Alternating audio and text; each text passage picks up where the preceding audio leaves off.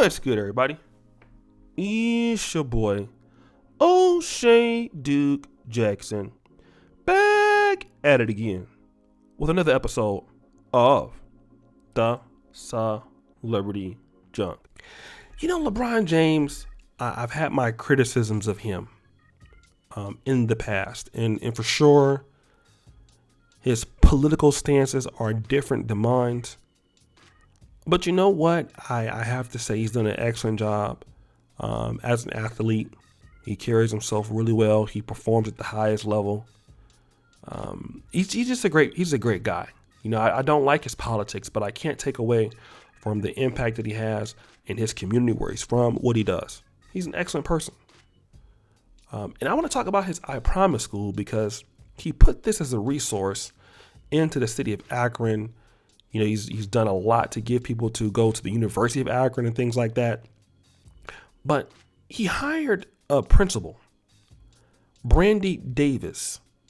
Now, according to this school, which I believe partly has students, you know, in the elementary category, there was a young kid who was using profanity.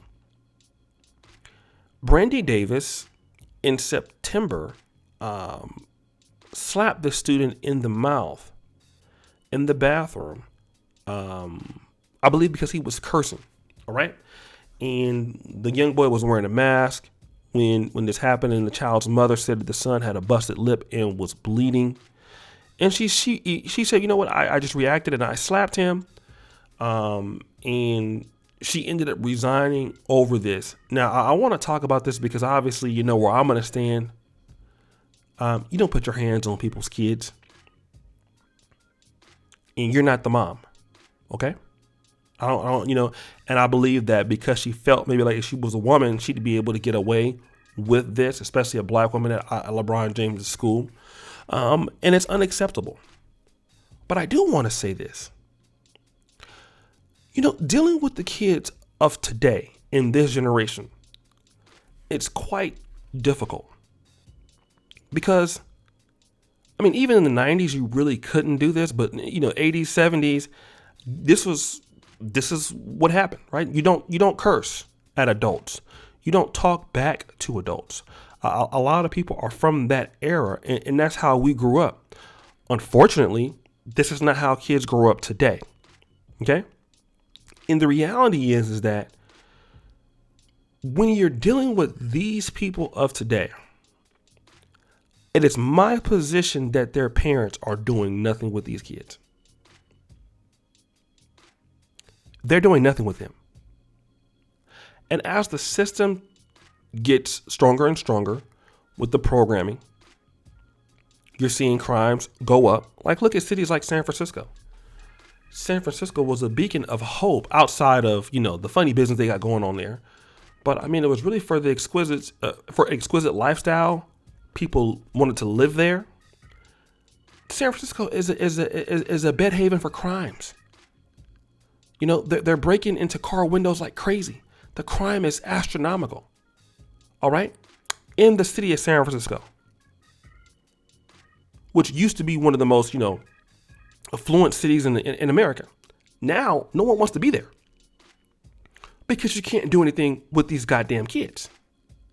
Okay, you just can't do anything with them. You can't tell them anything. And they're growing up and the parents don't want to raise them. And if you say something to them, the parents are going to be pissed off. Okay. And if you work with kids, you have to understand that you better not touch them. You better not scold them. And if they're cursing, you better suspend them, and that's it. And this is one of the reasons why a lot of people, you know, I noticed that in America, you can't really, it's hard to help kids in these days. You know, I was in Africa about 3 months ago. In Uganda, I can remember, not 3 months ago, but 2020 when I was there, and I was there 3 months ago, there was a kid that was, he was doing something. He's in front of a store. And these kids were, they were BSing around. And the guy was kind of warning him, like, okay. And they kept just messing around. This dude grabbed the bottom of a shoe and he just started wearing those kids out. And once he got one of them, they started running. Right? And in Africa, you can still do that. In America, you can't even think about that. Right? And it's just two different worlds. And I'm from that world where if somebody say, I'm going to tell your mom, I'm going to tell your daddy, you know, and if anybody in the neighborhood need to get me, and my mom and them trusted with me, I was going to get it. And I'm thankful for that because of the man I turned out to be. Today's generation, the kids are getting worse and worse because there's no parental structure there. There's no help for these kids. What do you expect for them to be? And how do you expect for people to deal with them at school? You see? Because even though the principal is dead wrong, why is your children up there you cursing like that? Oh, okay. I know why the child is doing that, because the child is learning it from you. Okay? Because can't nobody tell you nothing. Can't nobody tell your kids nothing. All right? Then you send your kids your children to school. They do whatever they want to do. Some of them don't even come to school. And then when the police get them, it's too late. And if they go to prison, trust me, that's when they gonna mind somebody. Because see, that's the elephant in the room. When you go to prison, you're going to mind somebody. So if you don't want to teach your kids how to behave right now, don't worry. When they get to the penitentiary and they want to talk back to those inmates, somebody got something for them. If they get there. And if those children are not ready to understand that, that's what happens. The police are not going to keep asking you to do the right thing. Okay? You act like you're going to do whatever you want to do, they'll kill you. And that's the reality for some of our youth today.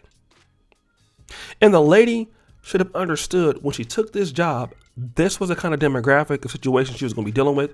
And she just reacted and slapped the kid. Listen, this is not the 70s. This is not the 60s. You're in the wrong generation. You're in the generation where you don't touch people's kids. And to be frank, I don't want to do anything to be anywhere near anybody's kids. I don't.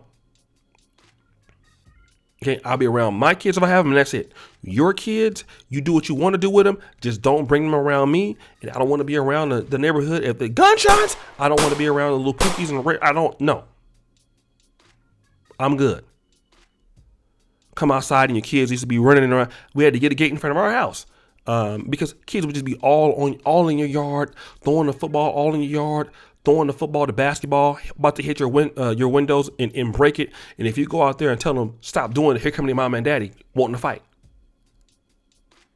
And the kids all in your yard playing around, running. Baby, please go back into your yard. Because as soon as they come over in your yard and fall down, then they want to sue you. Take yourself back over there in your dirty yard. And step in that dog doo over there because y'all don't clean it up. Some of them have these cars out on the grass. The car don't even run. Car been there for 10 years, just a jalopy. You won't cut your grass. You won't do nothing. And it's a shame. Then you send your kids to school like that, and then they go up there, they curse, they do all kind of crazy stuff. Can't nobody deal with them. Do you don't want nobody talking to them or whatever because you won't raise them? That's okay. It's perfectly fine. But guys, what do you think? It's your boy, O'Shea Duke Jackson, back at it again with another episode of The Celebrity Junk. I really appreciate you for all that you do. Subscribe with the bell. Check out the first comment at the top. And as you know, the buffoonery remains at all-time high. I'm out.